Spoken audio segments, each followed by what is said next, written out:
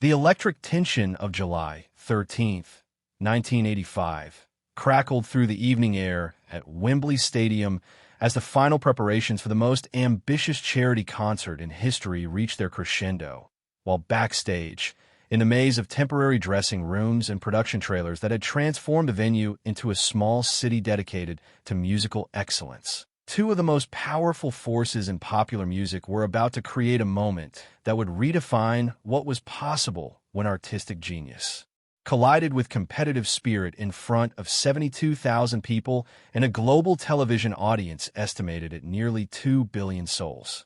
Live Aid had already proven itself to be more than a concert, more than a fundraiser, more than even a historic gathering of musical talent. It had become a cultural phenomenon that transcended entertainment to approach something closer to a global celebration of humanity's capacity to unite around shared purpose and common hope. Michael Jackson stood in his designated preparation area, his sequined military jacket catching the harsh backstage lighting, while his team made final adjustments to the choreography that would need to be adapted for a stage shared with dozens of other performers, each representing different eras, styles, and approaches to the art of live performance. Michael's appearance at Live Aid had been one of the most anticipated and carefully negotiated elements of the entire event, his global superstardom making him a crucial draw for worldwide television audiences, while his perfectionist approach to performance had required extensive planning to ensure that his brief set would meet his exacting standards despite the logistical constraints of a multi-artist benefit concert. But unknown to Michael, unknown to the organizers, and unknown to the millions of people around the world who were preparing to witness history in the making, another legend was preparing for an appearance that had been kept secret until the final hours before the concert began. Freddie Mercury, the dynamic frontman of Queen, whose theatrical stage presence and vocal range had made him one of rock music's most compelling performers, had arrived at Wembley Stadium with a plan that would shock everyone present and create one of the most talked-about moments in the history of live performance. Queen had delivered their official Live Aid performance earlier in the day, a 20-minute set that many critics would later call the greatest live rock performance of all time. Freddie's command of the enormous crowd demonstrating his unparalleled ability to transform a stadium full of strangers into a single organism responding to his every gesture, his every note, his every dramatic pause, and explosive crescendo. But as evening approached and the concert moved toward its conclusion, Freddie had remained at the venue, ostensibly to support the other performers, but actually to implement a spontaneous plan that had been forming in his mind since learning of Michael's participation in the event. The relationship between Freddie Mercury and Michael Jackson was complex, built on mutual professional respect, but tinged with the kind of competitive tension that existed between artists who operated at the absolute pinnacle of their respective fields. They represented different approaches to entertainment. Michael's precision and perfection versus Freddie's spontaneity and raw charisma.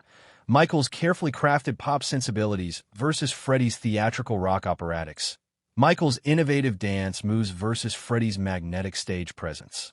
Both men understood that they were competing not just for commercial success, but for the title of the greatest live performer of their generation, a competition that had played out in music magazines, television interviews, and industry gossip, but had never been settled through direct confrontation. As Michael prepared to take the stage for what was scheduled to be a solo performance of his greatest hits, word began circulating through the backstage area that something unexpected was about to happen.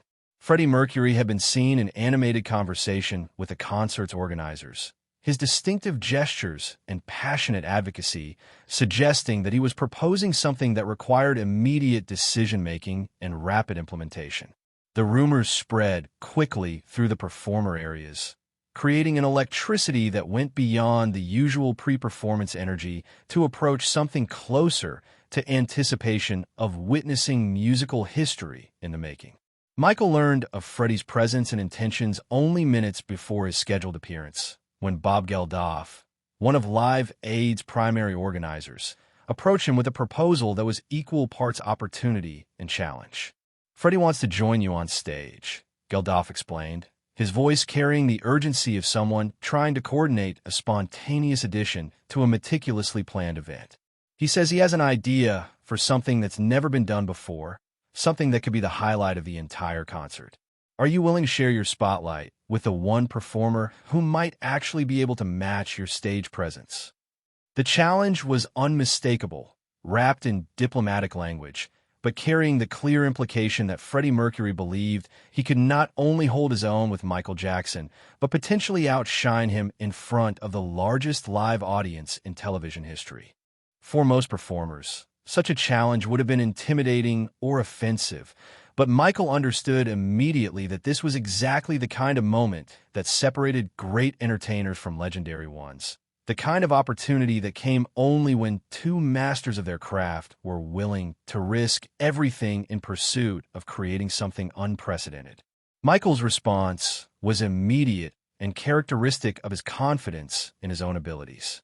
"Tell him yes," he said, his voice carrying that distinctive whisper that became more pronounced when he was focused on important decisions.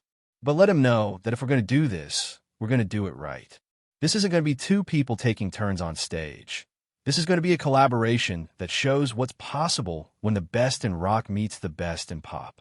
The hasty conference that followed involved Michael, Freddie, and the concert's musical director trying to arrange a spontaneous duet that would showcase both performers' strengths while creating something that neither could accomplish alone. The song they chose was audacious in its simplicity, a mashup of Queen's "We Will Rock You" and Michael's "Don't Stop Till You Get Enough." Two songs that had never been performed together, but whose rhythmic and melodic elements could potentially create something entirely new if executed by performers skilled enough to improvise at the highest level. As Michael took the stage to begin what the audience expected would be a solo performance, the 72,000 people at Wembley Stadium and the billions watching on television around the world had no idea that they were about to witness the most unexpected collaboration in live music history. Michael opened with his planned choreography, his movements precise and powerful as he commanded the enormous stage with the confidence that had made him the king of pop. But as he reached the midpoint of his opening number, something happened that no one in the audience could have anticipated. The distinctive stomp-stomp-clap rhythm of "We Will Rock You" began emanating from the stadium sound system, not as background music, but as a challenge, a musical gauntlet thrown down by someone who believed he could transform Michael's carefully planned performance into something more spontaneous and more thrilling. The crowd's reaction was immediate and electric as they recognized the familiar Queen anthem, but their excitement turned to amazement when they realized that someone was actually challenging Michael Jackson in the middle of his own performance. Freddie Mercury emerged from the wings like a force of nature, his distinctive silhouette instantly recognizable even from the furthest reaches of the stadium. His presence transforming the stage from Michael's domain into a shared space where two different approaches to entertainment would either complement each other or clash in spectacular fashion. The crowd's roar reached levels that seemed to test the limits of human vocal capacity as they understood they were about to witness something that had never happened before and might never happen again. "Michael," Freddie called out, his voice carrying clearly through the stadium's sound system as he approached center stage, where Michael continued his choreography, seemingly unfazed by this unprecedented interruption. "Let's show these people what happens when rock royalty meets pop perfection."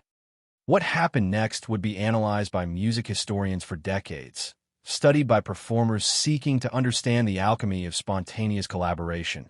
But those who were present would always insist that no amount of academic analysis could capture the pure excitement of watching two masters of their craft create something entirely new in real time. Their different approaches to entertainment somehow finding perfect harmony despite having never rehearsed together. Michael's response to Freddie's challenge was to incorporate the Queen rhythm into his own choreography, his movements adapting instantly to accommodate the different musical structure while maintaining the precision and innovation that characterized his performance style. But instead of competing with Freddie's energy, Michael found ways to complement it, creating a visual and auditory conversation that demonstrated how different approaches to entertainment could enhance rather than diminish each other. Freddie, meanwhile, used his legendary ability to connect with massive audiences to turn the 72,000 people at Wembley Stadium into a choir, leading them in the stomps and claps of "We Will Rock You," while Michael's dancing provided visual punctuation for the collective rhythm. The result was something that had never existed before, a fusion of rock anthem and pop choreography that created a new form of entertainment altogether, something that belonged neither to Queen nor to Michael Jackson, but to the magical space between them where innovation happens. If this story moves you, don't forget to like this video and subscribe to the channel for more incredible stories about the moments when musical legends create history together. As the performance progressed, both artists began to push each other toward greater heights of creativity and energy, their competitive spirits channeled into collaborative excellence that seemed to generate its own electricity. Freddie's vocal improvisations challenged Michael to find new ways to move and respond, while Michael's precision and innovation inspired Freddie to attempt vocal techniques and stage movements that he had never tried before in his career. The breakthrough moment came when Michael, in the middle of an elaborate spin sequence, gestured for Freddie to join him in movement, inviting the rock legend to attempt some of the pop choreography that had made Michael famous around the world. Freddie's response was to grab Michael's hand and lead him toward the edge of the stage, where they stood together facing the enormous crowd while leading them in a call and response that combined elements of both their musical styles. We will rock you," Freddie sang, his voice carrying across the stadium with a power that had made him one of rock music's most compelling frontmen. "Don't stop till you get enough," Michael responded, his voice weaving around Freddie's in harmonies that seemed to emerge spontaneously from their musical interaction. The crowd's participation was overwhelming, 72,000 voices joining together in a sound that was part rock anthem, part pop celebration, part collective expression of joy at witnessing something unprecedented. The television cameras captured every moment of the interaction, broadcasting to billions of people around the world who were seeing proof that musical excellence could transcend genre boundaries when artists were willing to risk their individual reputations in pursuit of creating something larger than either could accomplish alone. But the most powerful moment came when both performers, seemingly by mutual telepathic agreement, stopped singing and allowed the crowd to take over completely, 72,000 people continuing the performance while Michael and Freddie stood together at center stage, their faces showing amazement at what they had created together and what the audience was creating in response to their collaboration. The silence that followed, when the crowd finally stopped singing and the stadium fell into anticipatory quiet, was profound and pregnant with possibility. Michael and Freddie looked at each other with expressions that showed mutual recognition of having shared something extraordinary, something that had surprised even them with its power and spontaneity. "Ladies and gentlemen," Freddie said, his voice carrying clearly through the stadium sound system, "you have just witnessed the birth of something new. This is what happens when barriers dissolve, when competition becomes collaboration, when rock and pop decide to dance together instead of fighting for territory." Michael's response was equally gracious and equally profound.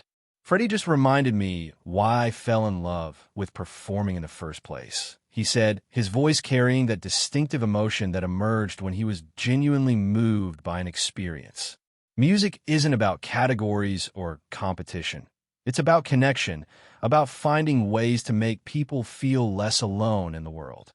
The final segment of their collaboration was a synthesis that somehow managed to incorporate elements of both their signature songs, while creating something entirely new, a musical conversation that demonstrated how different approaches to entertainment could enhance rather than diminish each other when guided by mutual respect and shared commitment to excellence. The choreography was part Michael's precision and part Freddie's theatrical spontaneity. The vocals were part pop perfection and part rock power. The audience interaction was part planned choreography and part spontaneous celebration.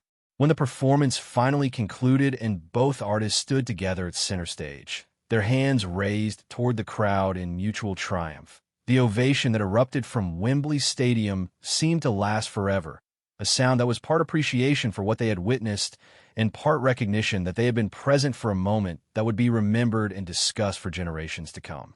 The embrace between Michael and Freddie at the end of their performance was captured by dozens of photographers and broadcast to billions of television viewers. But its significance went beyond documentation to become a symbol of what was possible when artistic excellence chose collaboration over competition, when different traditions found ways to honor each other while creating something entirely new. In the immediate aftermath of their performance, both artists were surrounded by fellow musicians, industry professionals, and concert organizers who understood that they had witnessed something unprecedented in the history of live entertainment.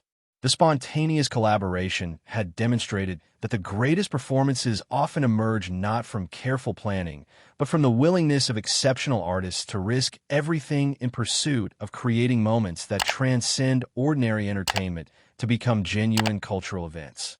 The recording of their Live Aid collaboration would become one of the most watched and analyzed performances in music history, studied by musicians seeking to understand how spontaneous creativity works, and by cultural historians trying to comprehend how two different approaches to popular music could find such perfect synthesis when guided by mutual respect and shared commitment to excellence.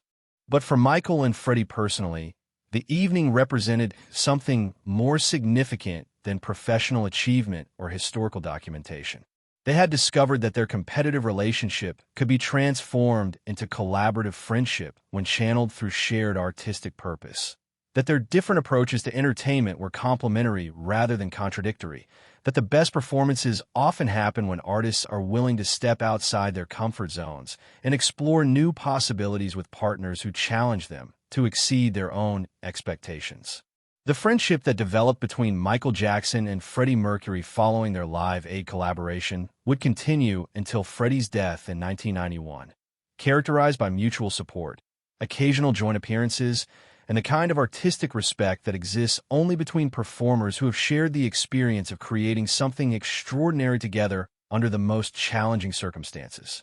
Years later, when music critics compiled lists of the greatest live performances in history, the Michael Jackson and Freddie Mercury collaboration at Live Aid would consistently rank among the top moments, not just because of its spontaneity or the caliber of the performers involved, but because of what it demonstrated about the power of music to transcend artificial boundaries and create connections that unite rather than divide, that celebrate difference rather than demanding conformity, that prove excellence can emerge from the most unexpected collaborations when guided by mutual respect and shared commitment to giving audiences experiences that transcend ordinary entertainment to become moments of genuine transcendence. The challenge that Freddie Mercury had issued to Michael Jackson that evening at Wembley Stadium had been intended to test their relative abilities as performers, but it had evolved into something much more significant. Proof that the greatest achievements in popular music often emerge not from individual brilliance, but from the willingness of exceptional artists to combine their talents in service of creating something that neither could accomplish alone, something that honors both their individual traditions while pointing toward new possibilities for artistic expression and human connection.